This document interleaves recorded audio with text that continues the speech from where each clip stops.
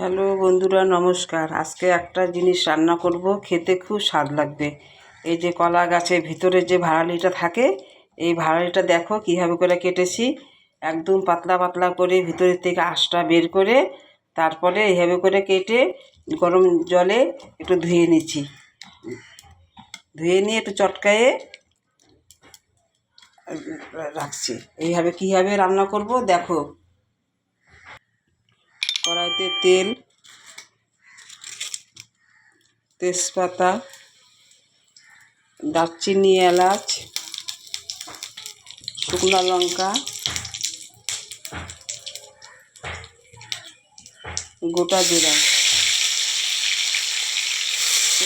একটু পেঁয়াজ কুচি। খেতে যা লাগে না, দুর্দান্ত লাগে। এই দিয়ে ভাত খাওয়া হয়ে যাবে, এত সুন্দর লাগে। পেঁয়াজ কুচিটা পেঁয়াজটা ভাজা হয়ে গেছে দেখো হালকা। এর মধ্যে টমেটো দিয়ে দিলাম, একটু পেঁয়াজ আর একটু রসুন বাটা,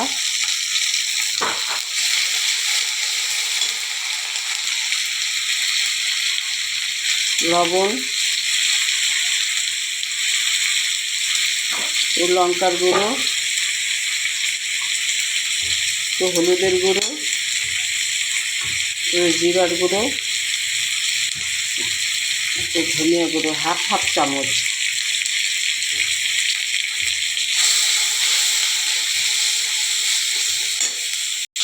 দেখো মশলাটা হয়ে গেছে।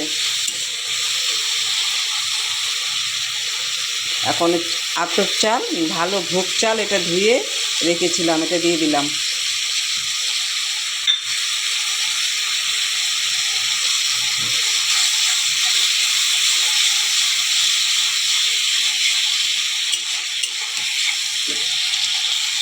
চালটা ভাজা হয়ে গেছে, তেলের মশলার মধ্যে চালটা ভাজা হয়ে গেছে। দেখো চালটা সাদা সাদা হয়ে গেছে। এখন এই যে ভাড়ালিটা দিয়ে দিব। দারুণ লাগে খেতে, যা স্বাদ লাগে না, এই দিয়ে ভাত খাওয়া হয়ে যাবে গা, এত সুন্দর লাগে খেতে। এই যে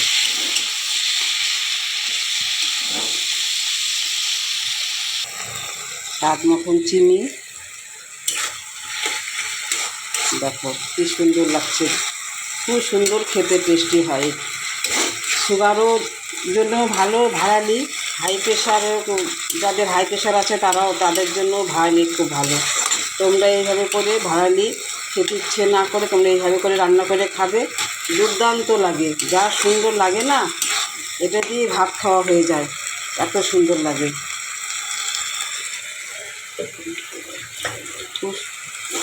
দেখো গরম মশলার গুঁড়ো,